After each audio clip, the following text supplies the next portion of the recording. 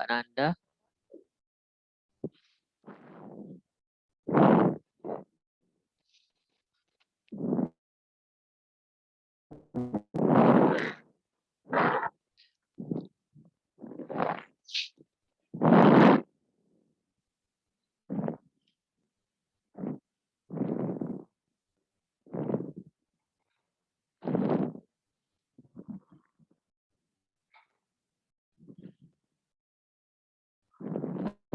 Tiga orang lagi ya berarti ya. Yang satu kan memang Mbak Putri masih sakit. Kita mulai saja ya. Mas Putu, kita mulai saja Mas Putu ya. Ya.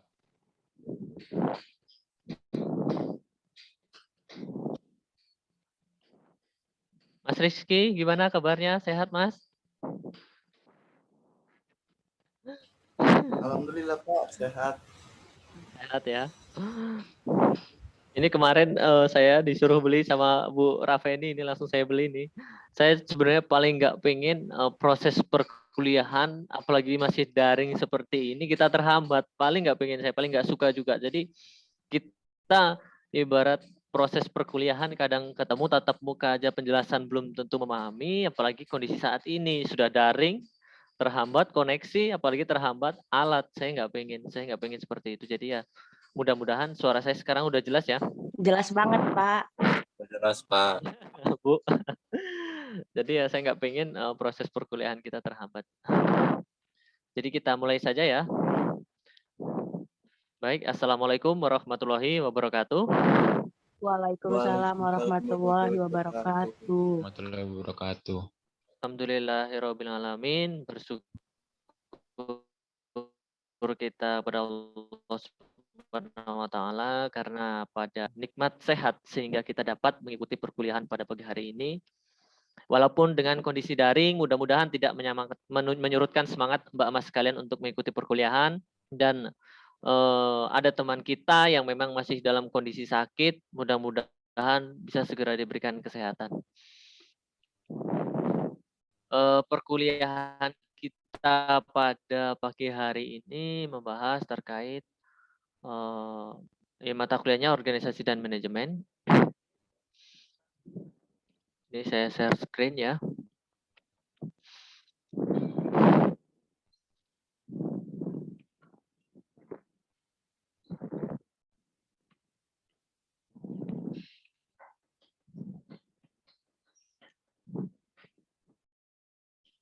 Nah, pada perkuliahan hari ini kita membahas terkait fungsi manajemen perencanaan. Share screen saya sudah tampil belum? Sudah, Pak. Sudah ya. Jadi memang perkuliahan sebelumnya, di minggu sebelumnya saya sampaikan bahwa untuk pertemuan selanjutnya kita ulas kembali. Tetapi karena memang topik kita masih padat, masih banyak yang perlu dibahas, sehingga pertemuan sebelumnya saya ulas sedikit saja terkait jenis organisasi berdasarkan tipenya. Jenis organisasi saya ulas kembali, tetapi terkait yang lain, kelompok yang lain tolong di-share ataupun dikirimkan ke grup kelasnya, PowerPoint-nya, sehingga teman di kelompok lain bisa mempelajari dari PowerPoint temannya. Jadi tolong nanti dari kelompok-kelompok yang lain di-share saja di grup kelasnya, PowerPoint-nya, sehingga kelompok yang bukan temanya bisa mempelajari tema itu. Mungkin Iya, itu Pak. saja. Selanjutnya kita membahas terkait fungsi manajemen perencanaan. Saya juga tipikal orang yang memang ketika apa yang saya sampaikan ternyata Mbak Mas memiliki tanggapan yang berbeda ataupun pemahaman yang berbeda ataupun tidak memahami dari apa yang saya sampaikan, saya takut sekali hal itu terjadi. Sehingga kemarin contoh perkuliahan kemarin saya pun sampai sempat menelpon Mas Putu, Mas, yang saya sampaikan kemarin menurut persepsi Mas Putu bagaimana? Sudah sesuai apa yang saya harapkan belum? Terus Mas Putu menjelaskan apa yang dia tangkap. Jadi mudah-mudahan saya berharap apa yang saya sampaikan Mbak Mas bisa memahaminya bisa mengerti dan bisa menerapkannya seperti itu. Jadi tolong nanti dalam proses perkuliahan apabila kurang jelas ataupun tidak memahami bisa langsung ditanyakan ya. Jelas ya?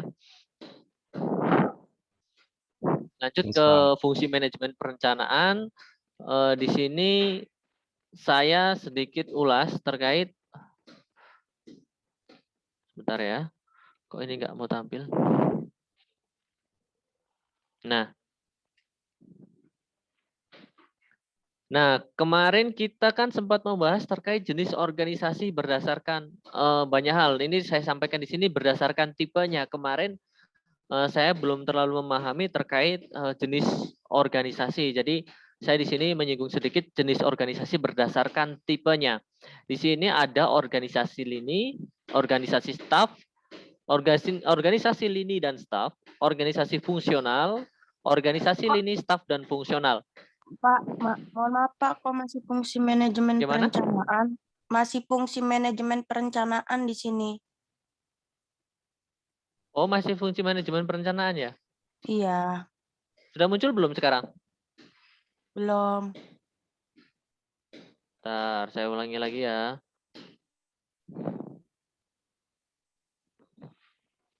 Saya ulangi kembali. Mungkin suaranya agak sedikit berisik karena kondisi saya di rumah. Saya nggak mau di kampus dulu karena kemarin sinyalnya susah. Tempatnya kurang kondusif, jadi saya di rumah saja. Tapi ini di depan ada tukang bangunan yang sedikit bising, jadi mohon dimaklumi. Udah muncul belum, Bu Rafeni? Sudah Pak, Sudah, jenis organisasi berdasarkan tipenya ya? tipenya. Iya. Oke, kita lanjut. Kita bahas yang pertama. Bentar. Kok Tunggu ya Pak, saya cari pena dulu.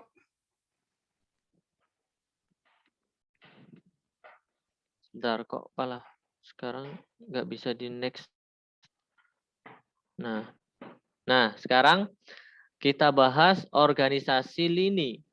Organisasi lini adalah salah satu bentuk organisasi yang manajer puncaknya sebagai semua sumber wewenang. Artinya bahwa top manager atau pimpinan itu sebagai wewenang pokoknya. Dia yang mengambil keputusan. Keputusan terbesar hanya ada di dia. Itu yang disebut organisasi lini. Dan di mana dapat dilihat di sini, saya berikan contoh struktur organisasi kecamatan. Di bawahnya sudah jelas terdapat garis, ada 2 garis, di mana di sini ada garis langsung dan ada yang garis putus-putus. Garis jelas tergambar jelas, ada yang garis putus-putus. Itu maksudnya apa? Ada yang tahu nggak? Ada yang garis putus-putus, ada yang nggak putus-putus. Maksudnya apa? Ada yang tahu? Artinya bahwa di sini dapat dilihat ada 2 garis. Garis yang pertama itu garis komando. Artinya garis komando itu bisa memberikan instruksi ataupun tugas secara langsung dari puncak pimpinan kepada bawahan. Artinya Pak Camat itu bisa memberikan tugas secara langsung kepada Lurah A, Lurah C, dan Lurah D. Bisa memberikan tugas langsung kepada sekretaris. Komando, artinya Pak Camat ini memberikan komando kepada Lurah, kepada sekretaris camatnya. Iya. Sedangkan untuk garis yang putus-putus itu artinya garis koordinasi. Artinya bahwa Ya. di sini Lurah A tidak bisa memberikan komando kepada Lurah C. Artinya dia hanya berkoordinasi. Hanya saling berkoordinasi saja. Saya ambil contoh ketika proses pelaksanaan kita membuat rangkaian acara, misalnya panitia kecil dalam kegiatan kegiatan orientasi mahasiswa misalnya. Ada di situ ketua pelaksana, ada seksi acara, biasanya ada seksi konsumsi. Artinya bahwa ketua pelaksana bisa memberikan komando langsung kepada seksi acara, bisa memberikan komando langsung kepada seksi konsumsi. Tetapi antara seksi acara dan seksi konsumsi biasanya dia berkoordinasi. Berapa orang tamu undangannya, konsumsinya berapa yang dibutuhkan. Artinya dia berkoordinasi antara seksi. Seperti itu. Jelas ya antara garis koordinasi dan garis komando. Jelas ya? Jelas, Pak. Oke, saya lanjut. Artinya bahwa di sini dapat disebutkan organisasi lini adalah salah satu bentuk organisasi yang manajer puncaknya sebagai semua sumber wewenang. Keputusan, terus komando hanya ada di satu pucuk pimpinan. Kita lanjut, organisasi staf. Organisasi staf adalah bentuk organisasi yang tidak memiliki garis komando ke bawah. Artinya, dia hanya saling berkoordinasi antara staf. Saya berikan contoh, kepala bengkel motor, dia berkoordinasi dengan staf montir. Jadi dia kepala bengkel saling berkoordinasi saja dengan staf montirnya, tapi dia tidak memberikan komando ataupun perintah langsung. Sehingga dalam proses organisasi ini terjadi hanya koordinasi saja tanpa adanya komando. Ini organisasi staf. Jelas ya?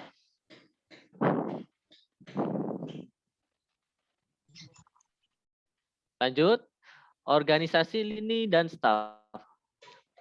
Disebut organisasi lini dan staf disebabkan karena di samping adanya otoritas garis yang menjadi saluran perintah, ada juga otoritas staf. Artinya, selain adanya garis komando dan struktur lini dalam sebuah organisasi, struktur staf juga ada yang bertujuan untuk memberikan bantuan, memberikan nasihat bagi para manajer dalam proses pengambilan keputusan. Penggerakan organisasi dan proses pencapaian tujuan organisasi. Artinya bahwa di sini saya berikan contoh di suatu universitas. Rektor memiliki garis komando kepada pembantu rektor 1, 2, dan 3. Garisnya jelas, tetapi rektor punya staf ahli, staf khusus, staf ahli bagi rektor. Sehingga ketika proses pengambil keputusan, itu dibantu dan diberikan nasihat oleh para staf ahlinya. Termasuk di pembantu rektor 1, 2, dan 3, di mana masing-masing pun memiliki staf ahli. Di mana staf ahli ini memberikan masukan, memberikan nasihat, memberikan pertimbangan-pertimbangan kepada rektor, walaupun sebenarnya keputusan ada di rektor, tetapi di situ ada staf ahli yang membantu proses pengambilan keputusan untuk mencapai organisasi tersebut. Ini yang disebut namanya organisasi lini dan staf. Terus lanjut ke organisasi fungsional. Organisasi fungsional adalah suatu bentuk organisasi yang di dalamnya terdapat hubungan yang tidak terlalu menekankan kepada hierarki struktural, akan tetapi lebih banyak didasarkan pada sifat dan jenis pekerjaan yang akan dilaksanakan. Saya ambil contoh di sini ada suatu jasa catering, di mana di sini ada jelas di saat di pucuk pimpinan ada manajer catering. Tetapi proses ini langsung sudah dibagi berdasarkan fungsinya. Di bawah itu sudah berdasarkan fungsinya. Fungsi kepala bagian praproduksi, kepala bagian produksi, dan kepala bagian pemasaran. Memang dalam proses ini sudah ada jelas garis komando dari manajer catering ke kepala bagian. Tetapi di bawahnya itu ada proyek pesta akikah, proyek baralek. Baralek ini proyek artinya pernikahan, ada proyek makan malam. Di sini kelemahan dari organisasi fungsional ini bahwa instruksi bukan hanya dari kepala bagian satu saja. Artinya misalnya proyek pesta akikah, dia bisa mendapatkan instruksi dari kepala bagian pemasaran. Dia juga bisa mendapatkan instruksi dari kepala bagian produksi. Dia juga mendapat instruksi dari kepala bagian praproduksi. Artinya instruksi ke bawahan, tugas yang diberikan bukan hanya dari satu kepala bagian. Banyak kepala bagian, sehingga kelemahan dari organisasi ini perlunya koordinasi yang teliti, yang jelas antara kepala proyek pesta akikah, ke proyek nikahan, proyek makan malam, itu masing-masing harus ada yang namanya koordinasi yang jelas. Jelas ya? Artinya yang lebih ditekankan dari organisasi fungsional ini, fungsinya, bukan strukturalnya, fungsionalnya. Jadi sudah jelas pembagian fungsi-fungsinya. Fungsional proyek pesta akikah siapa, proyek pernikahan siapa, proyek makan malam siapa, itu sudah jelas pembagiannya. Tapi dalam proses pengambilan keputusan dan instruksinya itu instruksinya bukan hanya dari satu kepala bagian. Jadi banyak kepala bagian bisa menginstruksikan ke masing-masing proyek. Jelas? Jelas, Pak. Oke, lanjut. Organisasi lini staf dan fungsional. Artinya di sini adanya kombinasi bahwa organisasi lini, staf dan fungsional merupakan kombinasi dari organisasi lini dan staf serta organisasi fungsional. Gabungan dari ketiga organisasi ini mengakibatkan struktur organisasi menjadi lebih kompleks dan banyak digunakan oleh organisasi besar. Saya ambil contoh. Direksi toko roti. Di sini dia punya staf ahlinya. Dia untuk pertimbangan-pertimbangan ada stafnya. Untuk direksi mengambil keputusan. Di bawahnya juga ada bagian produksi, pemasaran. Ini sudah jelas pembagian fungsionalnya pun sudah ada di sini. Fungsional produksi, pemasaran. Tetapi di bawahnya juga ada bagian produksi, ada staf ahlinya. Bagian pemasaran ada stafnya. Di bawahnya lagi ada apa yang namanya garis komando langsung ke barang baku, produksi, pengemasan, distribusi. Artinya biasanya organisasi ini dipakai untuk organisasi-organisasi besar ataupun perusahaan-perusahaan besar. Karena strukturnya lebih kompleks, lebih jelas, lebih mendetail seperti itu. Itu secara singkat pemahaman kita terkait organisasi lini, staf, dan fungsional. Ini kombinasi dari ketiga organisasi tersebut. Jelas ya? Dari sini ada yang ditanyakan dari organisasi ini? Dari tipe organisasinya? Kalau bentuknya banyak, bentuk termasuk organisasi, bentuk dari organisasi apa namanya partai politik, organisasi yang berkaitan dengan jasa ataupun pelayanan ke masyarakat, organisasi juga yang berorientasi pada informal, non formal, misalnya informal, organisasi yang berdasarkan banyak jenisnya. Kalau organisasi berdasarkan apa namanya bentuknya, tapi berdasarkan tipenya ini sudah jelas. Yang paling pokok pemahaman sebenarnya terkait tipenya saja. Jadi nanti kalau misalnya Mbak Mas di puskesmas atau di rumah sakit ataupun di klinik, kok ada yang garis putus-putus itu apa ya? Kok ada yang garis hitam tebal itu apa ya? Jadi perlu dibedakan bahwa garis tebal ini yang namanya garis komando. Instruksi jelas bisa diberikan langsung kepada bawahan-bawahan. Kalau yang garis putus-putus ini yang namanya garis koordinasi. Dia hanya berkoordinasi antara lurah A, lurah C ataupun koordinasi antara bidang apa dan bidang apa. Ini yang putus-putus. Seperti itu. Itu perlu pemahaman terkait garis komando dan garis koordinasi. Jelas? Kita lanjut ya.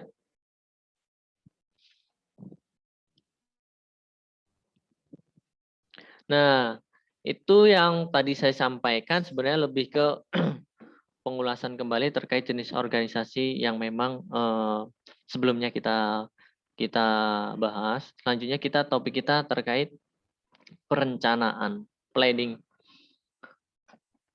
Di sini kita akan membahas terkait pengertian, manfaat, jenis, langkah, dan memahami analisis SWOT. Ada yang pernah dengar analisis SWOT nggak? Apa itu analisis SWOT? Nggak ada yang tahu? Mas Putu, apa Mas Putu analisis SWOT Mas Putu? Ada yang pernah dengar nggak? Pernah dengar nggak Mas Putu? Belum pernah dengar, Pak. Mas Rizky belum pernah dengar?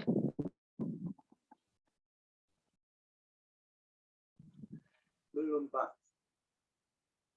Oke. Terkait analisis SWOT ini sebenarnya analisis untuk mengetahui kondisi di mana berdasarkan strength, weakness, opportunity, dan threat. Kekuatan, kelemahan, peluang, dan ancaman. Nanti sebenarnya saya pengen untuk analisis SWOT ini walaupun mungkin di luar jam kuliah, saya berharap Mbak Mas bersedia kita bersama-sama membahas terkait analisis SWOT. Karena saya rasa analisis SWOT ini perlu pemahaman secara bersama-sama dan waktu yang tidak singkat, sehingga saya berharap analisis SWOT ini nanti kemarin koordinator mata kuliahnya siapa? Mas Putu ya kemarin ya? Apa Mas Farhan ya? Lupa saya. Ya, Pak. Farhan, Pak. Mas Farhan ya? Ya, Pak. Nah, nanti teman-temannya kalau memang mau kita belajar bersama terkait analisis SWOT, nanti kita minta waktu di luar jam perkuliahan ini, kita bahas terkait analisis SWOT. Karena memang pertemuan yang akan datang di minggu keempat, nanti bukan dengan saya lagi, nanti dengan, kalau nggak salah Pak Muklis kayaknya. Nanti dengan Pak Muklis, artinya kan kita belum memahami terkait analisis SWOT secara mendalam. Lanjut ya. Nah, perencanaan. Perencanaan adalah upaya menyusun berbagai keputusan yang bersifat pokok, yang dipandang paling penting dan akan dilaksanakan menurut urutannya. Dapat disimpulkan bahwa perencanaan ini dalam fungsi manajemen ini yang paling pokok dibanding yang lainnya. Karena apa? Ketika di awal kita merencanakan sesuatu, dalam proses perencanaan itu tidak matang dan tidak maksimal, akan berdampak ke keberlanjutan selanjutnya ataupun manajemen selanjutnya. Biasanya kan dalam proses itu kan ada planning, organizing, actuating, controlling, POAK. Planning pun sudah tidak jelas bagaimana kita akan melaksanakan selanjutnya. Makanya dibanding manajemen yang lain, planning atau perencanaan ini dia yang paling penting dan yang paling pokok untuk melanjutkan manajemen selanjutnya. Selanjutnya, perencanaan kesehatan adalah proses merumuskan masalah, menentukan kebutuhan, menetapkan tujuan, dan menyusun langkah praktis. Itu yang disebut perencanaan kesehatan.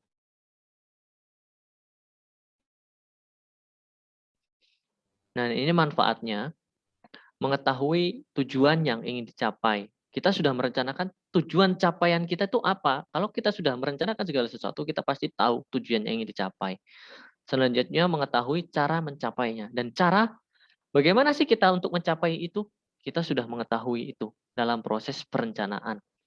Mengetahui jenis dan struktur organisasi yang dibutuhkan. Nah, dalam proses perencanaan, kita sudah mengetahui jenis struktur organisasi yang dibutuhkan, artinya dalam proses perencanaan pun nanti kita sudah ada pembagian tugas-tugas. Kita sudah merencanakan rencana yang akan datang, kita sudah membagi tugas-tugas nih. Tugasnya ini siapa, ini siapa, ini siapa, pelaksanaannya kapan, siapa saja yang terlibat, apa saja yang dibutuhkan, itu sudah jelas, harus jelas di proses perencanaan. Selanjutnya, mengetahui sejauh mana efektivitas kepemimpinan dan pengaruh yang diperlukan.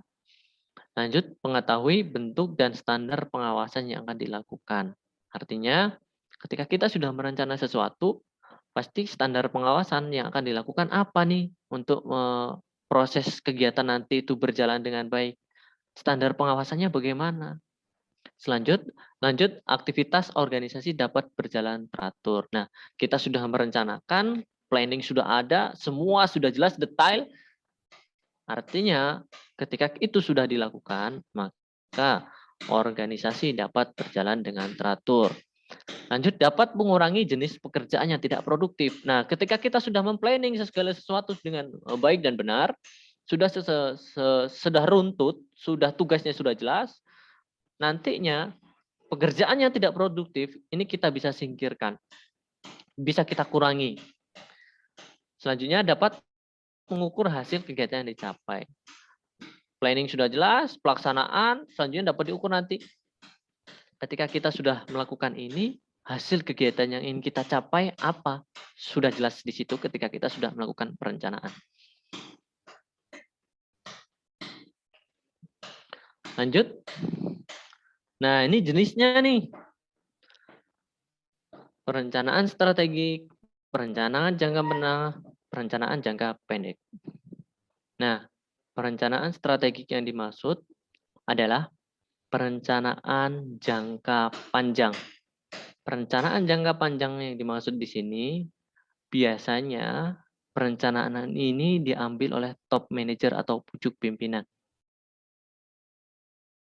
Analisisnya yang luas dan mendalam, berisi perencanaan secara umum. Artinya biasanya perencanaan jangka panjang dituangkan dalam bentuk perencanaan secara umum, tidak mendetail berdasarkan program-program.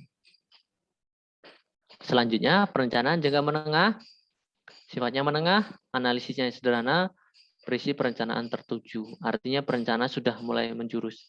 Saya berikan contoh, mulai dari perencanaan, biasanya perencanaan itu di tingkat nasional, rencana pemerintah jangka panjang itu ada. Biasanya rencana pemerintah itu mulai dari jangka waktu 5 tahunan sampai 10 tahunan. 5 tahunan itu sudah jelas di situ disebutkan bahwa apa program nasional di dunia kesehatan misalnya, nanti akan dituangkan di provinsi. Provinsi dituangkan menengah lagi ke kabupaten. Dan yang dimaksud perencanaan jangka pendek, sifat jangka pendek analisis keadaan yang nyata bisa dilakukan, berisi perencanaan langkah-langkah yang tertuju dari program. Artinya perencanaan jangka pendek sudah langsung menuju ke program. Biasanya di tingkat puskesmas, program-program apa yang diusulkan itu perencanaan jangka pendek. Jadi ini jenis perencanaan ada jangka panjang, jangka menengah, dan jangka pendek. Kalau jangka menengah biasanya di tingkat provinsi, kabupaten, jangka pendek di tingkat puskesmas. Lanjut. Kelemahan dan keuntungan perencanaan. Nah, kelemahannya apa? Keterbatasan mengukur informasi dan fakta di masa depan secara tepat. Artinya, bahwa proses perencanaan itu tidak semata-mata apa yang direncanakan itu pasti tepat. Faktanya sudah jelas, bukan. Tidak semua perencanaan seperti itu. Artinya ini salah satu keterbatasan kelemahan dari perencanaan. Selanjutnya perencanaan yang baik memerlukan dana. Proses perencanaan yang baik itu memerlukan dana yang tidak sedikit. Saya langsung saja ke sini. Alur proses perencanaan di tingkat puskesmas. Ini perencanaan di tingkat puskesmas, saya rasa tidak berlangsung secara singkat dan membutuhkan biaya yang tidak sedikit. Biasanya proses perencanaan di tingkat puskesmas biasanya dimulai dari masyarakat, forum kesehatan desa. Saya berikan contoh proses alurnya. Biasanya di tingkat puskesmas kita perlu yang namanya SMD, survei mawas diri di awal. Proses survei mawas diri itu dilakukan mulai dari pembuatan kuesioner. Selanjutnya kuesioner itu dibuat, disebarkan ke masyarakat. Masyarakat itu bisa mengisi kuesioner itu dengan tujuan kita mengetahui apa loh yang dibutuhkan masyarakat, kesehatan bidang apa, program apa yang dibutuhkan oleh masyarakat. Nanti di situ masyarakat mengisi. Setelah itu kuesioner kita dapatkan, kita analisis dan kita tentukan prioritas. Di tingkat puskesmas, prioritas mana yang program mana yang mau kita ambil. Selanjutnya, setelah di tingkat puskesmas, kita bawa di tingkat desa. Ini loh hasil, sebentar, ini apa ini?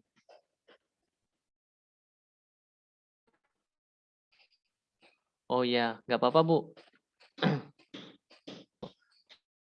Desa itu yang namanya MMD, Musyawarah Masyarakat Desa. Biasanya puskesmas itu diskusi dengan perangkat desa untuk mengambil kesimpulan dari SMD. Di desa ini hasil SMD-nya ini Pak, program prioritas kita ini Pak. Bagaimana sih di tingkat desa Pak Kades sama perangkatnya ini setuju nggak Pak sama RT dan semuanya biasanya terlibat di situ? Setuju nggak Pak ini dari hasil SMD kita ternyata seperti ini, masyarakat membutuhkan ini di desa ini? Wow, ya sudah, kita program prioritas kesehatannya ini dan ini misalnya. Misalnya program prioritas kesehatan lingkungan apa? Jambanisasi, membuat jamban sebanyak-banyaknya karena kita buat untuk bebas buang air besar sembarangan atau yang disebut ODF misalnya. Terus apalagi Pak? Sanitasi dasar misalnya, perlunya tempat cuci tangan di tingkat masyarakat misalnya. Ataupun program yang lain, misalnya ada juga yang pengawasan industri rumah tangga misalnya. Masyarakat membutuhkan itu karena di wilayah kita banyak industri rumah tangga misalnya. Setelah diambil kesepakatan di tingkat desa, lanjut dibawa ke tingkat kecamatan. Di tingkat kecamatan, biasanya kita membahas bersama dengan Pak Camat. Itu yang disebut namanya lintas sektor, linsek. Di tingkat kecamatan, dibahas bersama, ditentukan program prioritas di tingkat puskesmas, nanti ditentukan program prioritas bersama dengan Pak Camat, ataupun berdasarkan bersama dengan perangkat kecamatan. Setelah didapat kesimpulan di tingkat kecamatan, lintas sektor tersebut, maka di sini diusulkan rencana usulan kegiatan. Setelah dilakukan rencana usulan kegiatan, maka kegiatan itu diusulkan ke Dinas Kesehatan. Setelah diusulkan ke Dinas Kesehatan, maka diusulkan lagi ke pemerintah kota daerah. Misalnya kalau di Kota Bandar Lampung diusulkan ke Pemkot Bandar Lampung. Disetujuin nggak program kita? Ketika sudah disetujuin, balik lagi ke Dinas Kesehatan. Dinas Kesehatan menerima bahwa program-program yang kita usulkan diterima. Kembali lagi ke puskesmas. Usulannya apa aja programnya, mana aja yang disetujui. Selanjutnya rencanaan bisnis anggaran biaya, artinya bahwa anggaran itu sudah ada, selanjutnya di tingkat puskesmas. Artinya rencana tahunan di tingkat puskesmas sudah didapat, program dalam jangka 1 tahun ke depan sudah jelas di masing-masing pemegang program. Tinggal pemegang program mengaplikasikan bagaimana menjalankan program tersebut. Ini contoh alur perencanaan di tingkat puskesmas. Artinya proses ini mulai dari pengumpulan kuesioner, mulai dari di tingkat desa, tingkat kecamatan, perencanaan ini tidak sedikit biaya yang dikeluarkan. Artinya banyak biaya yang dikeluarkan dalam proses perencanaan. Ketika kita melakukan proses ini dengan benar-benar dilakukan, dengan sesuai dengan prosedurnya, secara maksimal, dengan melibatkan banyak orang, artinya tidak sedikit uang yang dikeluarkan. Tapi kalau misalnya kita mengusulkan ini asal-asalan, SMD kita nggak lakukan, MMD kita nggak lakukan, langsung lintas sektor. Kita dari puskesmas langsung usul ke lintas sektor ke kecamatan, kecamatan ACC langsung ke dinas. Artinya proses di awal itu benar-benar tidak dilakukan. Dan itu yang mungkin bisa terjadi juga di tingkat puskesmas karena usulan dari awal tidak dilakukan, artinya proses alur perencanaan tidak benar-benar dilakukan secara baik dan benar. Jelas ya alurnya ya? Jelas?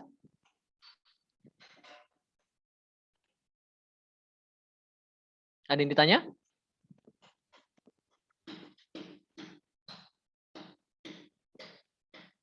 Mbak Nanda? Ada yang ditanya, Mbak? Bingung, Pak. Karena nggak Bingung? nyimak di awal. Oh, bingung ya. Aduh.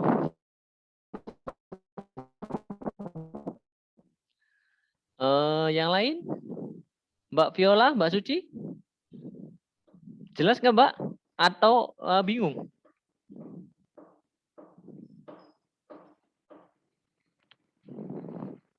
Mas Putu, jelas nggak Mas yang saya sampaikan, Mas? Kurang paham sih, Pak. Kurang memahami ya? Aduh, baik saya ulangi lagi.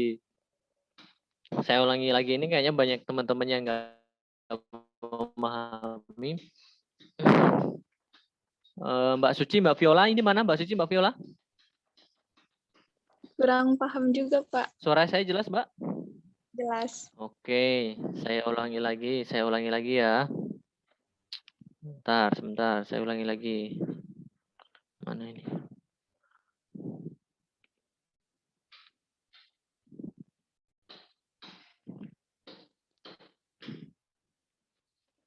Nah, ini Tadi kan saya membahas terkait kelemahan, keterbatasannya. Perencanaan itu tidak semata-mata fakta di masa depan itu benar ataupun fakta di masa depan tepat dilakukan sesuai dengan perencanaan, tidak. Artinya inilah salah satu yang menjadi keterbatasan dari perencanaan. Perencanaan yang baik memerlukan dana awal. Itu membutuhkan dana yang tidak sedikit ketika kita ingin membuat perencanaan dengan baik dan benar. Selanjutnya, ada hambatan psikologis bagi pimpinan dan staf menunggu dan melihat hasil. Artinya, proses perencanaan itu tidak semata-mata dilakukan secara singkat. Biasanya, untuk melihat hasil itu butuh waktu. Makanya, pimpinan dan staf menunggu hasil dari proses perencanaan itu. Selanjutnya, perencanaan menghambat inisiatif tindakan baru, gagasan baru. Artinya, perencanaan itu menghambat inisiatif atau tindakan baru. Artinya ketika kita melakukan perencanaan, biasanya itu rutin yang kita lakukan. Karena apa? Inisiatif tindakan baru, gagasan baru itu biasanya perlu pengkajian ataupun perlu pemahaman secara mendalam sehingga inisiatif tindakan baru dan gagasan baru itu biasanya terhambat karena proses perencanaannya sudah kita lakukan. Keuntungannya, aktivitas organisasi dalam mencapai tujuan tertentu dapat dilakukan secara teratur. Seperti yang saya sampaikan tadi, bahwa ketika kita sudah merencanakan segala sesuatu dengan baik dan benar, sudah teratur, sudah tertata, maka organisasi itu akan berjalan dengan teratur. Artinya sudah jelas loh pembagian tugasnya, sudah jelas loh apa yang mau dikerjakan. Itu perencanaan di awal sehingga organisasi itu dapat berjalan secara teratur. Selanjutnya akan menghilangkan pekerjaan yang tidak produktif. Artinya ketika kita sudah jelas pembagian tugas dan wewenang, apa yang perlu dilakukan, apa yang mau dikerjakan, pekerjaan-pekerjaan yang tidak produktif itu bisa kita hilangkan. Lanjut, dapat dipakai untuk mengukur hasil kegiatan. Perencanaan yang sudah matang, itu hasilnya pun dapat diukur. Selanjutnya memberikan landasan pokok. Landasan pokok yang dimaksud, apa-apa yang mau kita kerjakan, tugasnya siapa saja, ya, termasuk programnya bagaimana, itu sudah ada sehingga perencanaan itu sebagai landasan pokok dari program-program yang ada. Dari sini jelas apa yang saya sampaikan, kelemahan dan keuntungan perencanaan.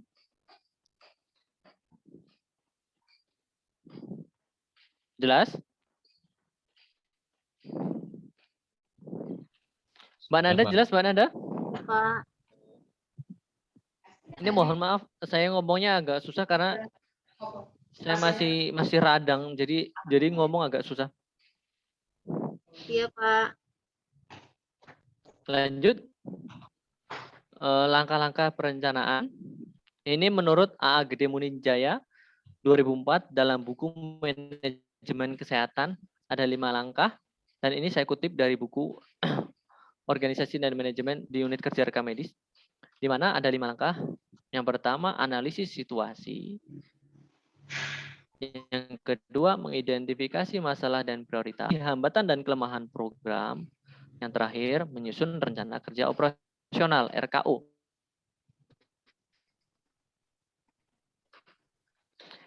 Ketika kita masuk ke sini, puskesmas. Jelas ya, di sini alur perencanaan di tingkat puskesmas. Suara saya putus-putus enggak? Enggak ya? Putus, Pak. Putus-putus ya? Kadang enggak, Pak. Jelas suara saya udah? Enggak Jelas, ya? Pak. Oke. Di sini saya berikan contoh alur perencanaan di tingkat puskesmas. Di sini yang pertama analisis situasi.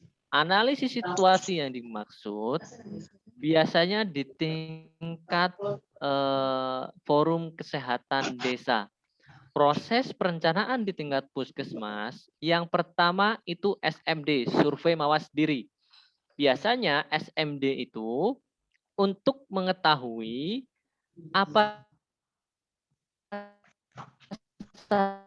saja yang dibutuhkan di tingkat berkuesioner ke masyarakat melalui kader-kadernya. Kuesioner itu bertujuan untuk mengetahui apa sih kesehatan yang dibutuhkan di tingkat masyarakat, termasuk pengobatan apa yang dibutuhkan, misalnya program apa yang dibutuhkan di tingkat masyarakat setingkat desa biasanya. Setelah penyebaran kuesioner itu,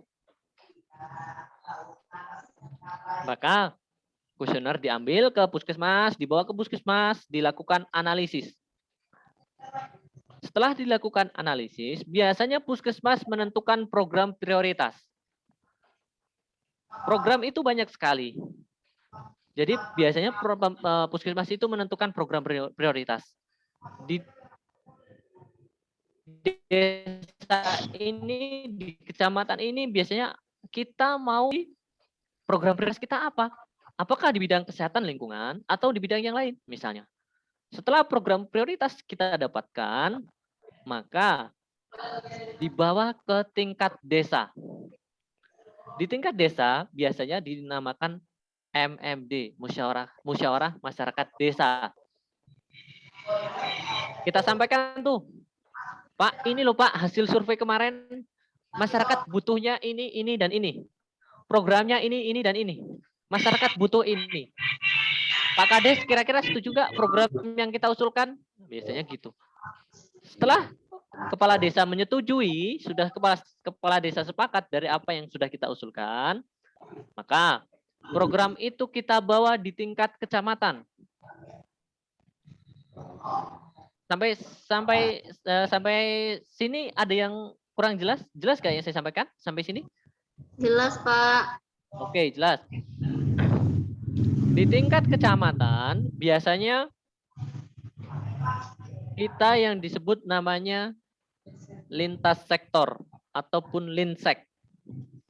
Ya. Lintas sektor itu biasanya membahas terkait program-program yang sudah kita usulkan, yang program-program yang sudah kita dapatkan dari tingkat desa dibawa ke kecamatan.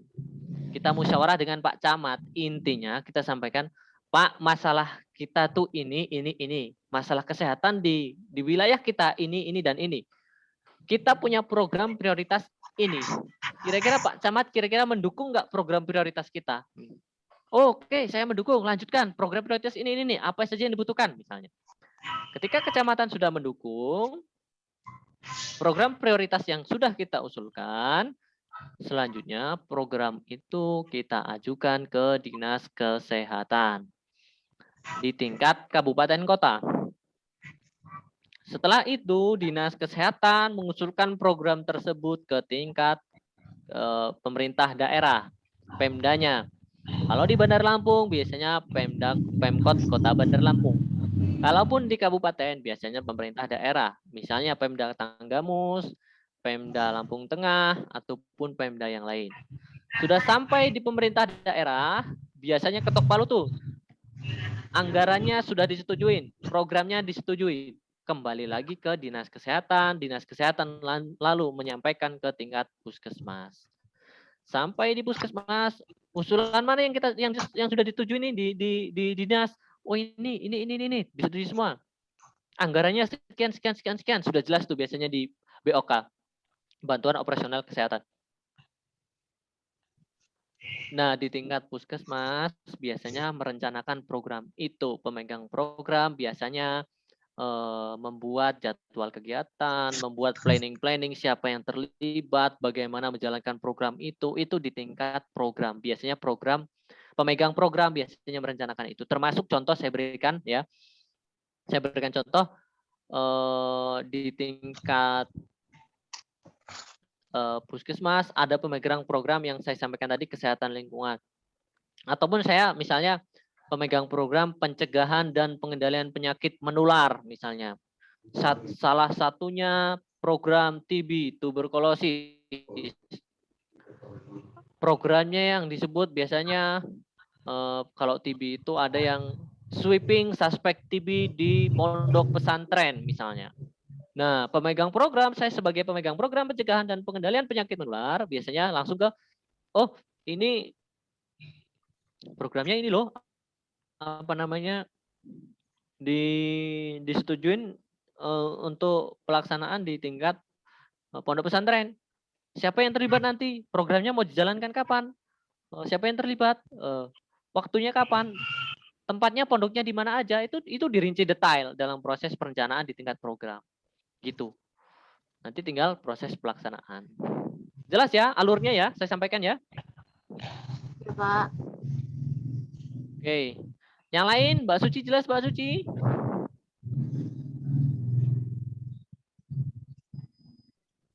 Jelas, Pak. Halo? Jelas ya? Jelas. Ini saya berikan contoh di tingkat puskesmas.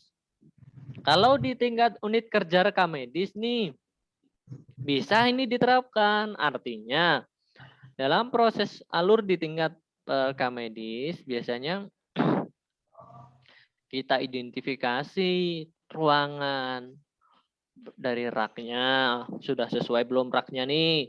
Raknya sudah cukup belum untuk jangka 1 tahun ke depan? Diidentifikasi komputer kita ini masih bagus enggak? Family foldernya nih, ataupun rekam medisnya nih sudah cukup belum 1 tahun yang akan datang? Terus aplikasi nih diperlukan nggak nih aplikasi rekam medis karena kita untuk membantu cara kerja kita misalnya. Itu kita identifikasi apa namanya kebutuhan kita dalam waktu yang akan datang, termasuk apa saja penunjang-penunjang waktu kita bekerja di unit kerja rekam medis seperti itu. Ketika itu sudah kita dapatkan apa saja yang memang menjadi kendala, apa saja yang memang yang kita butuhkan, kita usulkan ke kepala puskesmas biasanya gitu, ataupun ke kepala bagian apa kalau di rumah sakit itu, balik bagian perencanaan misalnya, kita usulkan ke sana. Nanti kan itu lanjut lagi ke direktur. Setelah direktur mana saja yang di ACC, nanti barang apa saja yang kita dapatkan. Itu kalau alur di, misalnya saya berikan contoh di unit kerja rekam medis seperti itu. Jelas ya? Ya, Pak. Oke, lanjut. Nah, ini analisis SWOT. Kenapa, Bang? Analisis SWOT. Ada yang pernah dengar analisis SWOT? Analisis SWOT. Analisis SWOT merupakan salah satu proses perencanaan strategik, yaitu perencanaan jangka panjang yang dirumuskan oleh top manajemen yang meliputi analisis lingkungan dalam dan luar, analisis SWOT, penentuan strategi, penerimaan misi, penentuan tujuan. Artinya bahwa analisis SWOT adalah identifikasi berbagai faktor secara sistematis untuk merumuskan strategi perusahaan. Interaksi antara unsur kekuatan, kelemahan, peluang, dan ancaman.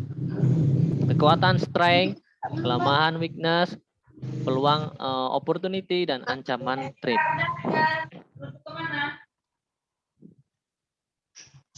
Nih, saya langsung ke sini nih. Sebentar ya, bentar. Saya minum sebentar ya.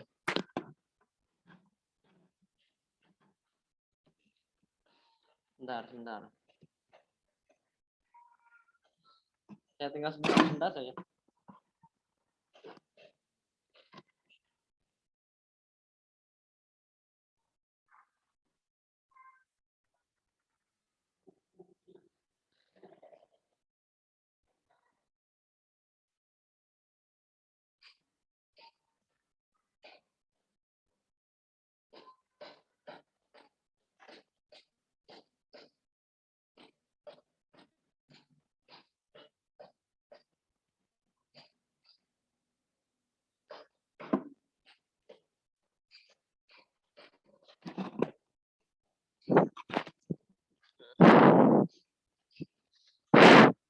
Lanjut.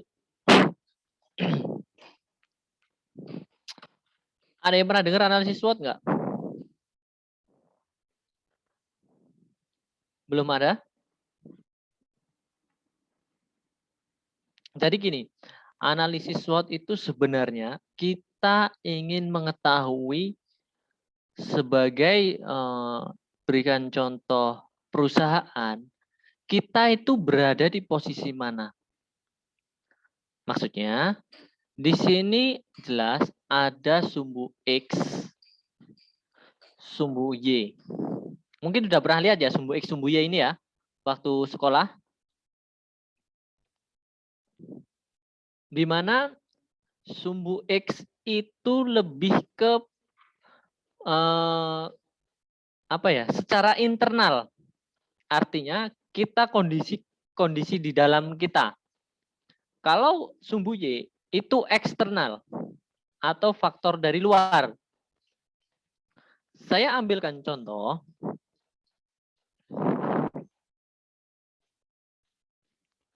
Saya ambilkan contoh.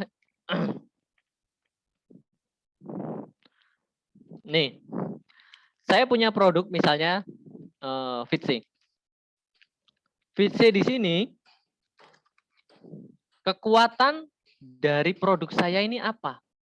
Kelemahan dari produk saya apa? Strength, weakness, kekuatan apa, kelemahan apa. Perlu diingat bahwa sumbu X yang ke kanan, yang positif, itu kekuatan. Weakness itu kelemahan. Kekuatan produk kita apa nih? Oh ternyata brand kita ini kekuatannya, kemasannya bagus misalnya. Termasuk di sini juga alami misalnya kekuatannya. Weakness itu kelemahan. Kelemahan produk kita apa? Oh ternyata di sini ada bahan pengawet atau di sini ternyata kelemahannya rasanya nggak enak misalnya. Itu opportunity atau dan threat, peluang. Nah peluang produk ini ketika kita pasarkan keluar, apakah masyarakat banyak yang menerima misalnya? Banyak yang suka di luar peluangnya. Oh kita nggak ada nggak ada pesaing misalnya. Itu peluang keluar. Dan threat itu ancaman. Ancaman ini ancaman dari luar. Misal produk kita ini banyak loh saingannya. Terus produk kita ini kalau produksi perusahaan kita ini pajaknya mahal, itu termasuk kategori ancaman dari luar. Sehingga nantinya kita dapat menentukan di posisi mana kita berada. Ini saya tampilkan di sini ada kuadran 1, kuadran 2, kuadran 3, dan kuadran 4. Jelas ya? Kuadran 1, saya berikan contoh produk kita bagus, kuat nih, produk kita udah bagus nih. Tapi peluang di luar juga pemasarannya bagus produk kita. Bagaimana apa yang perlu kita lakukan? Maka kita perlu agresif ataupun ya kita sudah bagus, produk sudah bagus, peluang kita bagus, ya sudah kita tinggal pemasaran, promosi sekuat-kuatnya. Bagaimana orang lebih tahu produk kita, orang lebih memahami terkait produk kita. Agresif, kita lebih agresif. Jelas? Sampai sini jelas apa yang saya sampaikan?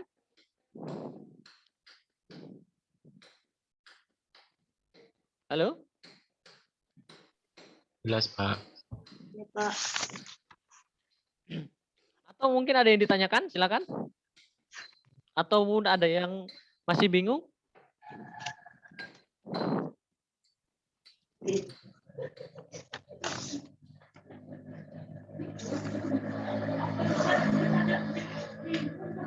Mau tanya, Pak.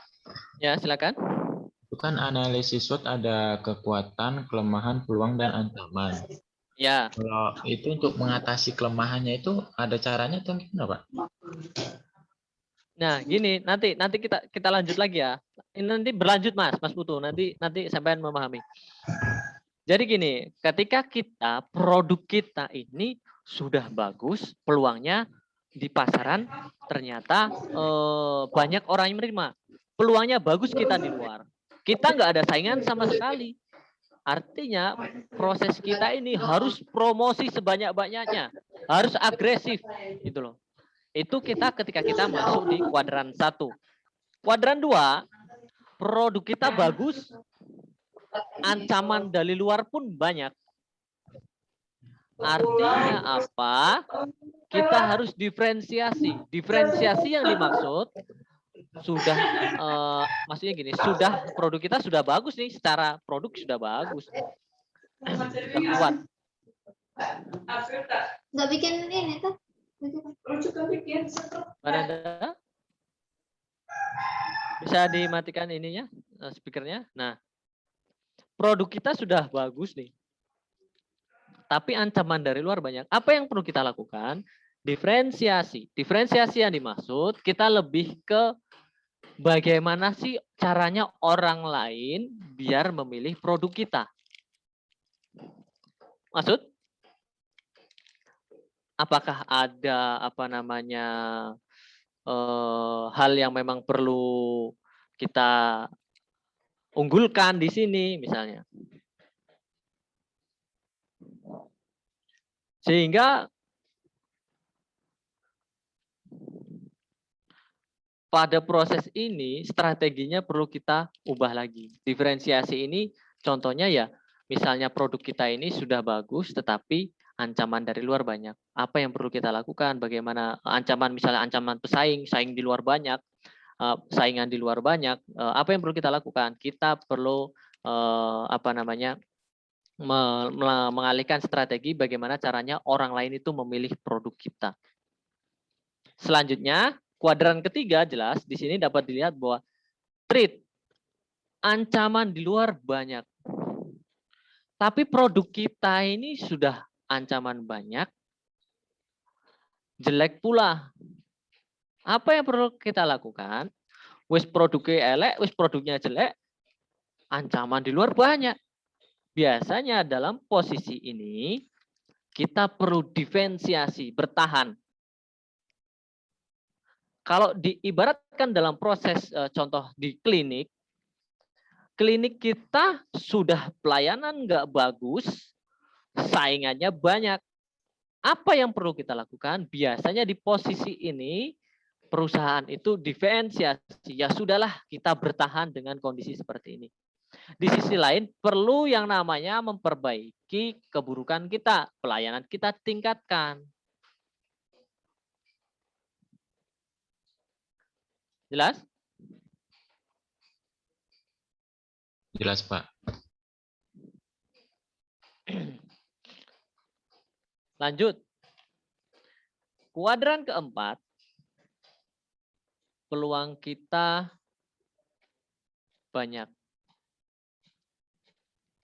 Terus, apalagi itu? Weakness apa tadi? Kita lemah, kita kuat. Udah kita sendiri, ditambah juga nggak ada saingan nih, misalnya saya buka klinik praktek di tempat itu udah nggak ada saingan sama sekali, ini kita sendiri udah kita jalan. Tapi secara evaluasi pelayanan kita buruk, fasilitas kita nggak memadai, termasuk di sini kita harus memperbaiki kelemahan-kelemahan kita. Sebenarnya kalau sudah di posisi kuadran 3, saya berikan contoh, kita udah banyak ancaman, produk kita lemah, kita rata-rata di posisi ini lebih ke diferensiasi, bertahan. Ya udahlah, pasrah dengan keadaan. Jarang yang melakukan perbaikan produk, jarang. Karena dari luar sudah banyak saingan, dari luar sudah ini mau kita perbaikin pun saya rasa tidak memberikan dampak yang positif. Tetapi kalau di posisi kuadran keempat, mulai dari peluang kita banyak, produk kita lemah, sudah jelas nih kita nggak ada saingan, sudah jelas kita hanya sendiri di sini. Tapi pelayanan kita nggak baik. Secara tidak langsung dalam posisi ini rata-rata introspeksi diri atau sadar diri memberikan pelayanan yang lebih baik. Bagaimana mengevaluasi proses kondisi di dalam tempat kita ini untuk memberikan pelayanan yang terbaik, termasuk produk. Kalau misalnya produk fit ini kita udah nggak ada saingan nih. Se-Indonesia atau Selampung nih, cuma satu ini Vitse ini nggak ada saingan. Tapi ini rasanya nggak enak, pahit, banyak pengawet. Apa orang mau? Nggak mau. Makanya perlu yang namanya perbaikan secara internal, secara produk itu sendiri.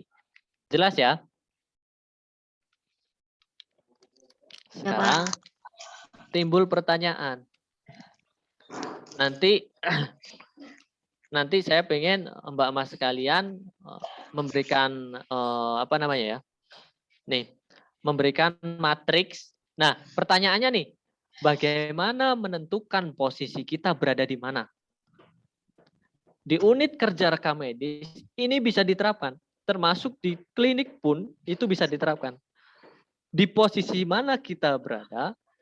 Kuadran 1, kuadran 2, kuadran 3 atau kuadran 4. Misalnya kalau misalnya di kuadran 1 kita agresif, kuadran 2 diferensiasi. Kita sudah produk bagus tapi ancaman dari luar banyak. Bagaimana orang lebih memilih produk kita? Selanjutnya defensif, bagaimana kita bertahan dengan kondisi keadaan yang semakin terpuruk, bagaimana kita tetap bertahan, tetap defend. Ataupun di kuadran keempat, kita sudah banyak peluang tetapi produk kita jelek, bagaimana kita harus itu mengevaluasi kondisi kita. Itu kita bisa menentukan kuadran-kuadran itu. Dan bagaimana kita menentukan dari masing-masing kuadran itu, kita masuk di kuadran mana ya? 1, 2, 3 atau 4. Caranya biasanya kita melakukan namanya matriks. Nah, matriks di sini ada matriks IFAS dan matriks EFAS. Matriks IFAS internal strategi faktor analisis summary. Kalau EFAS eksternal strategi faktor analisis summary, artinya matriks ini untuk menganalisis secara internal dan secara eksternal. Kalau internal tadi apa yang saya sampaikan? Dari internal apa?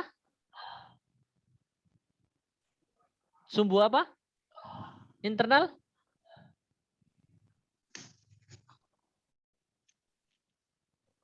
Ayo yang bisa jawab.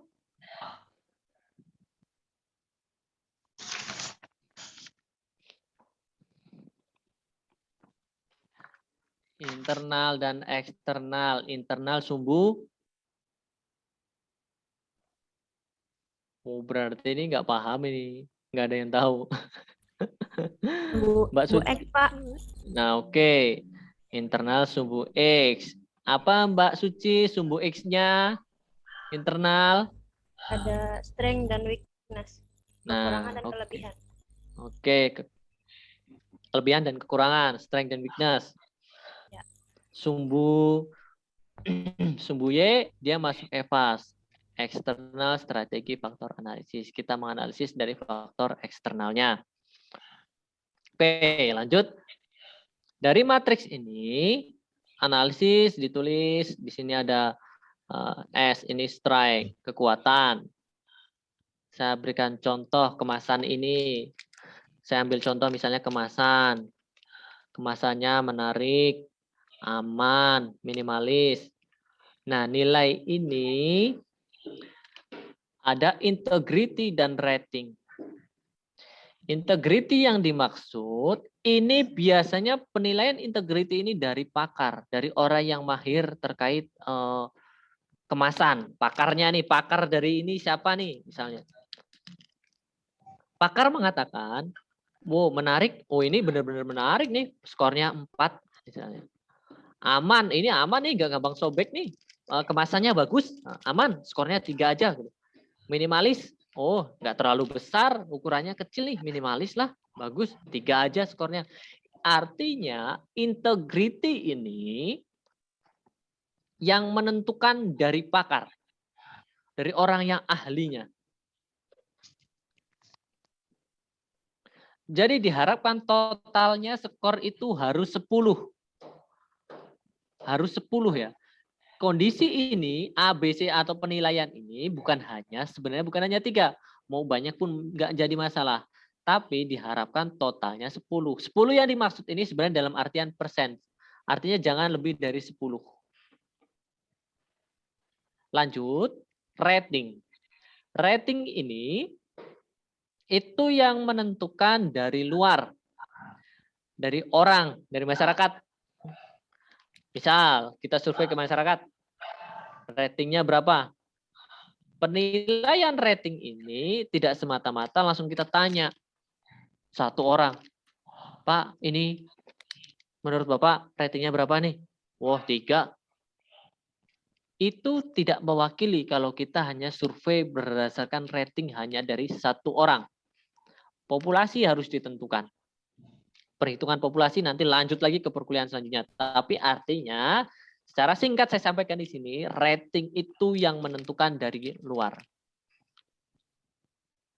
Jelas ya? Nah, nih saya berikan contoh nih. Kalau kuesioner untuk menentukan rating, kekuatan, enak, murah. Misal nih ya, sambil contoh. Untuk menentukan nilai 3 ini, dari sini, kuesioner. Enak, Mas Rizky ngomongnya 3. Mas Fajar ngomongnya 2. Terus Mas Budi ngomongnya 1. Mas Adi ngomongnya 4. Dari 4 orang ini yang mengatakan enak berbeda-beda. Dan bagaimana kita menyimpulkan bahwa ini enak dengan skor 3? Dijumlah, dibagi jumlah orang. Dibuat rata-rata, menghitung rata-rata. Tahu kan menghitung rata-rata? Rata-ratanya berapa? Kalaupun nanti dapatnya koma, misalnya 3,5, itu mau dibulatkan 4 atau dibulatkan 3? Sebaiknya dibulatkan 3 saja. Ataupun dapatnya 2,7, ya itu dibulatkan ke 3, gitu ya. Nanti setelah rata-rata, di rata-rata, dari responden dari beberapa orang ini, di rata-rata ternyata didapat skor 3. 4 dikali 3, 12. Ya. Halo? Jelas nggak apa yang saya sampaikan? Iya, Pak. Jelas, Pak. Mas Rizky, jelas nggak Mas Rizky? Mau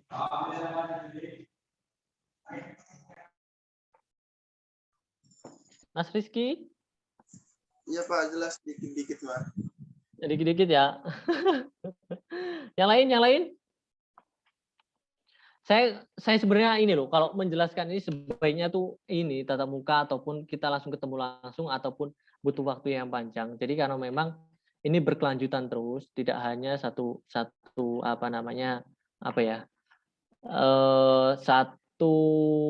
kali pertemuan saya rasa nggak cukup karena waktunya ini pun singkat saat ini. Sudah mau sampai jam berapa sih kita?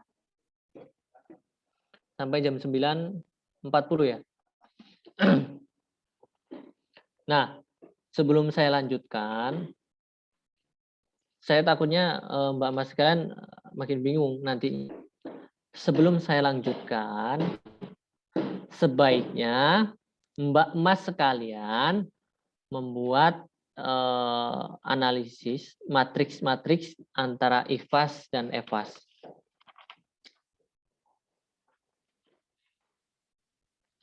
Jelas?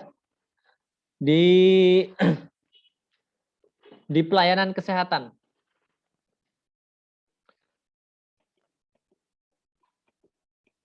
Nih saya berikan tugas saja langsung. Nanti di waktu kita bahas bersama, saya berharap dari masing-masing matriks itu Mbak Mas memberikan contoh dari matriks EFAS atau IFAS. Nanti kita terapkan langsung di sini. Nah, di sini. Nanti kita terapkan langsung di sini, perhitungan berdasarkan skor ini, pelayanan kesehatannya nanti posisinya di mana? Apakah pelayanan kesehatan tersebut harus bertahan, harus promosi banyak, atau diferensiasi, atau turn around? Artinya memperbaiki kondisi diri kita, memperbaiki internal kita. Termasuk nanti di unit kerja rekam medis, Mbak Mas harus posisinya di mana? Apakah Mbak Mas harus melakukan pelayanan sebaik mungkin karena memang sudah dari dari kekuatan kita, dari pelayanan kita sudah bagus, dari apa namanya, peluang kita di masyarakat sudah bagus, kita harus memberikan pelayanan yang seperti apa. Termasuk di sini nanti strength, kekuatan, dan kelemahan. Kita sudah kuat, tapi kita ancaman dari luar banyak. Ancaman dari luar yang dimaksud apakah dari pemerintah daerah, ataupun dari organisasi profesi, ataupun dari pimpinan di luar unit kerja rekam medis, itu masuk dari ancaman dari luar. Nanti posisi di sini apa yang perlu dilakukan. Ketika kita aplikasikan di unit kerja rekam medis, maka nanti Mbak Mas sekalian bisa mengetahui. Kalau misalnya di sini nih, peluang kita bagus, tapi pelayanan kita nggak baik, apa yang perlu kita lakukan? Pelayanannya nggak baik, apa yang perlu diperbaiki? Misalnya, perlu fasilitasnya dalam artian dari segi aplikasinya, kita perlu beli aplikasi, termasuk dari rekam medisnya nih, rekam medisnya kurang baik nih, apa yang perlu dievaluasi, apa yang perlu diperbaiki dari rekam medisnya, seperti itu. Jadi saya berharap Mbak Mas ketika sudah menerapkan ini nantinya mengetahui apa yang menjadi langkah apa yang perlu dilakukan di unit kerja masing-masing, gitu. Jadi saya pengen Mbak Mas sekalian buat ini dulu nih. Mana ya? Mana yang tadi ya? Sebelum kita lanjutkan, buat ini dulu nih. Matriks ini. Bisa dicatat.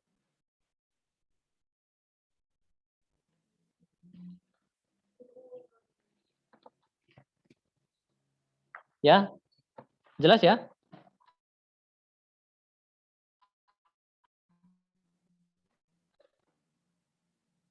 Dulu keadaannya di unit pelayanan kesehatan. Misal di klinik atau di puskesmas nih, analisis strength-nya apa? Mulai dari pelayanan ataupun mulai dari keadaan di dalam kita pelayanan, ataupun dari segi fasilitas, ataupun dari segi apa ya? Ya artinya keunggulan lah, keunggulan dari pelayanan Mbak Mas sekalian. Terus kelemahannya apa? Kelemahan dari pelayanan Mbak Mas sekalian apa? Terus dari peluangnya nih, peluang dari Mbak Mas sekalian apa di tempat kerja Mbak Mas sekalian, di klinik Mbak Mas sekalian? Ancamannya dari luar apa? Nanti dibuat form seperti ini, ditulis aja di sini. Misalnya dari segi kekuatan, misalnya dari pelayanan, apa fasilitasnya bagus, ataupun dari tempatnya bersih, ataupun dari apa yang memang terkait dengan fasilitas tempat Mbak Mas yang bisa diberikan contoh. Jelas? Jelas nggak tugasnya? Cuma bikin yang di kolom ini aja kan, Pak? Ya. Matriksnya IFAS dan EFAS. Internal dan eksternal. Berarti internalnya strength dan weakness. EFAS-nya, eksternalnya, di sini nanti dibuat lagi opportunity dan threat.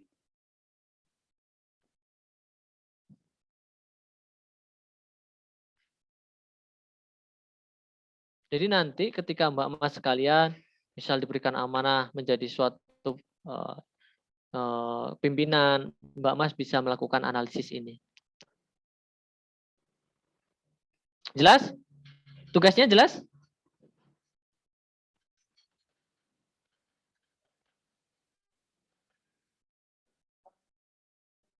Ada yang ditanyakan?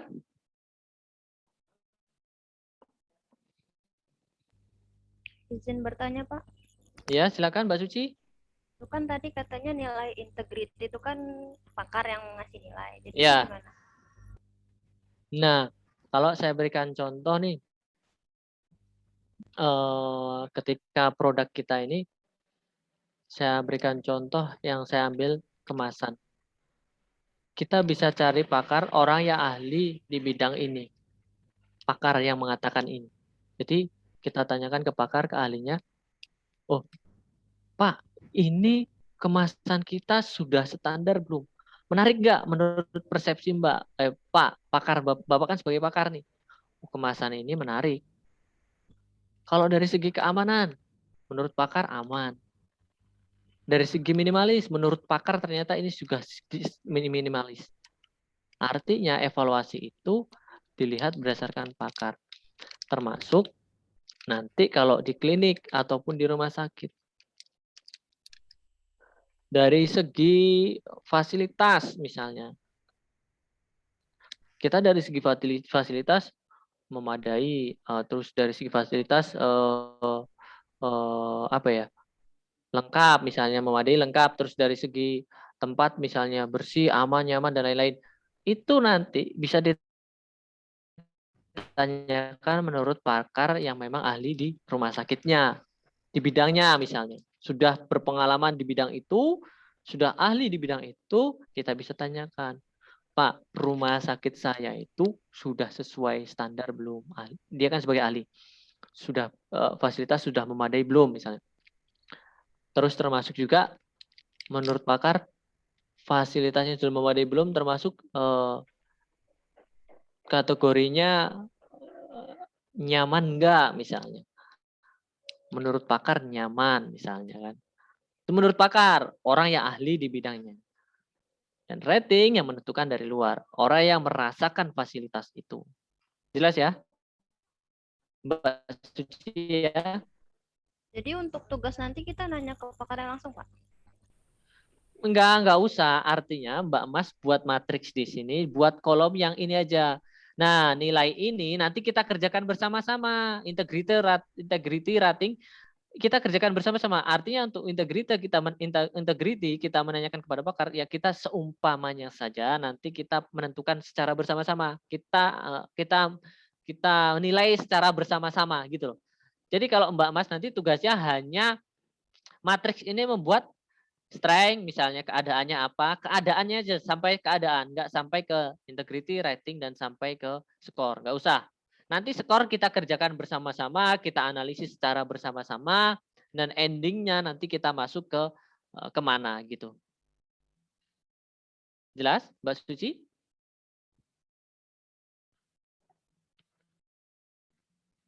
Halo, Mbak Suci?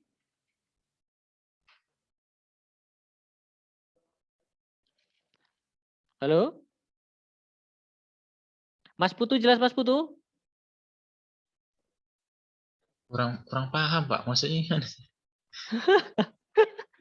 Aduh, Mas Putu gak jelas Mas Putu. Yang lain jelas gak yang lain? Bingung, Pak. Aduh, bingung juga ini ya. Artinya gini loh, Mbak Mas sekalian membuat matriks IVAS dan EVAS di sini. Buatlah matriks seperti ini untuk menilai, misal di suatu klinik nih misal nih, analisisnya SWOT, strength, weakness, opportunity, dan threat. Strength, kekuatan, keadaannya, ini keadaannya, sampai keadaan aja ya. Kekuatan dari klinik kita, keadaannya apa klinik kita? Kekuatannya ternyata fasilitas memadai. Kekuatannya fasilitas lengkap, baru-baru misalnya, bagus misalnya. Terus apalagi dirinci di sini. Terus bersih, aman, nyaman misalnya dari segi infrastruktur bangunan bersih, aman, terus nyaman misalnya. Di list di sini di keadaan ini.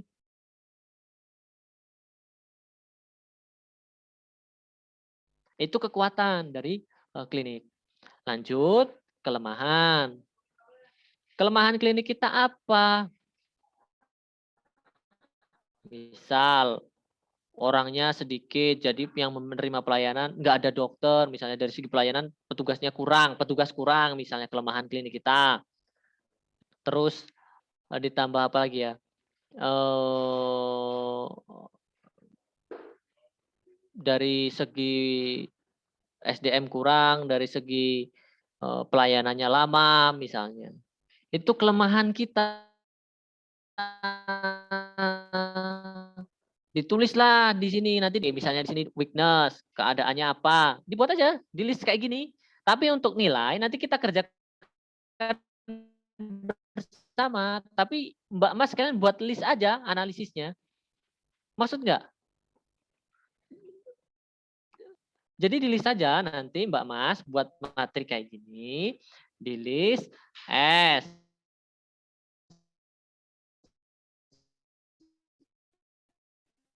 Keadaannya apa? Ditulis lagi. W.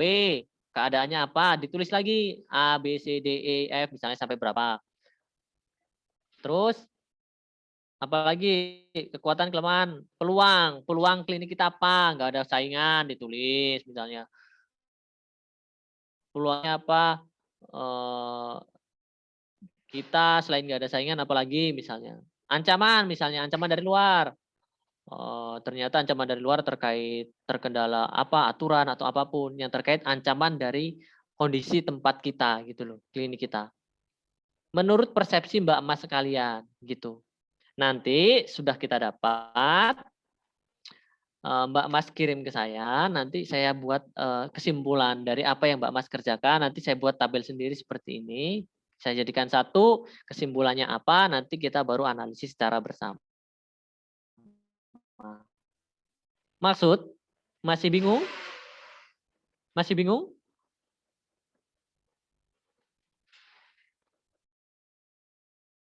Ya, Mas Farhan mana nih Mas Farhan? Halo? Hadir, Pak. Maksud enggak apa yang saya sampaikan Mas Farhan? Maksud, Pak. Kita buat Maksud ya? analisis itu kan, Pak, yang kayak di SWOT-nya kan, Pak. Kita buat ininya aja kan, yang nilai integrity rating sama bobotnya itu dikerjakan bersama. Nah, kita buat ininya aja kan, Pak.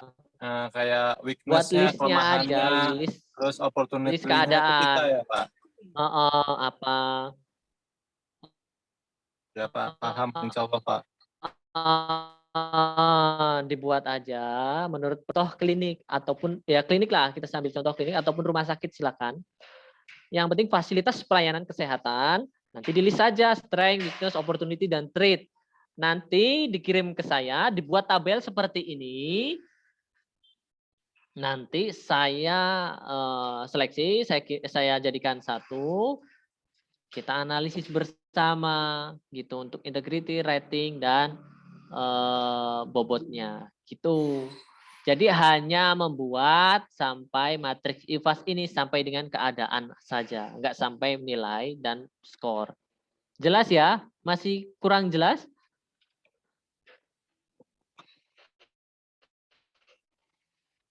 Bagaimana Mas Putu? Jelas gak Mas Putu? Sudah, Pak. Sudah ya? Mbak Nanda ini mana Mbak Nanda? Mbak Suci gimana Mbak Suci? Jelas Mbak Suci? Jelas, Pak. Oke, kalau sudah jelas.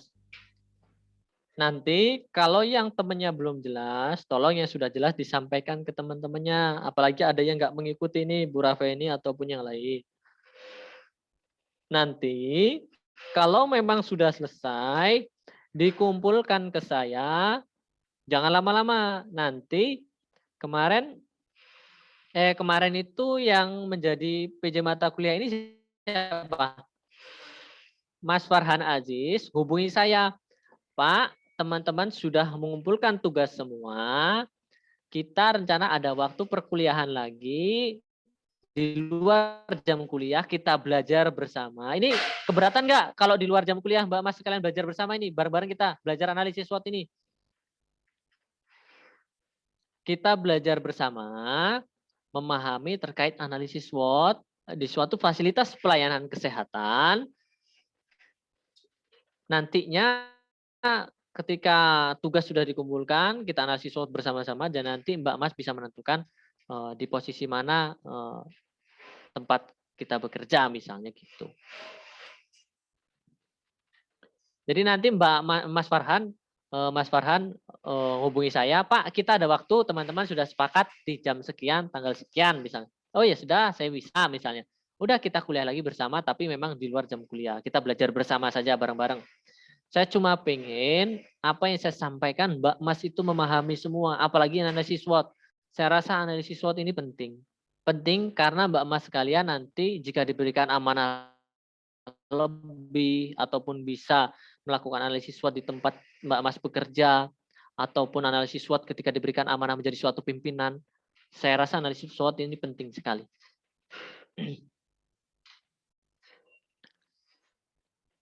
Ya, jadi setuju ya kalau kita misalnya nanti kuliah di luar jam kuliah memang untuk pembahasan terkait masalah ini, analisis SWOT ini.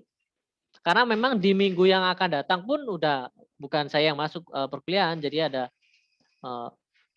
Pak Muklis ataupun Pak Davi seperti itu. Gimana? Ada ditanyakan terkait tugas?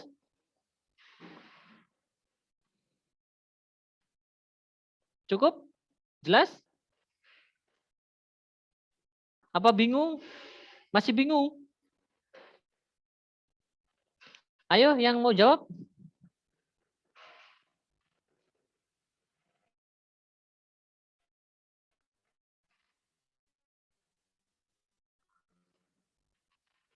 Dan kita tugasnya itu saja, tolong dibuat ini. Kalau bisa batas waktunya sampai besok ya. Besok jam 9 malam gimana? Ya, besok jam 9 malam ya, dicatat ya. Mas Farhan dicatat Mas Farhan, besok jam 9 malam Mas Farhan. Siap, Pak. Oke, nanti sampaikan teman-teman, nanti kita membahas bersama terkait ini di hari apa, nanti didiskusikan saja mau di hari apa. Tapi kalau memang Mbak Mas sekalian dirasa berat ketika kita mau perkuliahan di luar dari jam kuliah, ya nggak menjadi masalah. Karena apa? Saya cuma ingin Mbak Mas sekalian memahami ini. Saya mau meluangkan waktu, saya ingin mengajarkan Mbak Mas sekalian biar sama-sama bisa terkait masalah analisis ini. Kalau memang Mbak Mas sekalian keberatan, ya nggak menjadi masalah juga seperti itu. Jadi nanti tolong didiskusikan ya Mas Farhan ya. Iya, Pak. Nanti didiskusikan, Pak. Oke. Oke. Jadi cukup ya perkuliahan kita pada hari ini. Kurang lebihnya saya mohon maaf. Saya akhiri. Wabillahi taufik wal hidayah. Wassalamualaikum warahmatullahi wabarakatuh. Waalaikumsalam warahmatullahi wabarakatuh. Waalaikumsalam warahmatullahi wabarakatuh. Terima kasih, Pak. Ya, Terima kasih, sama-sama. Pak Nanti Anam. PowerPoint tak kirim ke Mas Farhan ya. Iya, Pak. Oke, Pak. nanti teman-teman bisa minta sama Mas Farhan. Terima kasih. Saya izin live. Iya, Pak. Terima kasih Pak.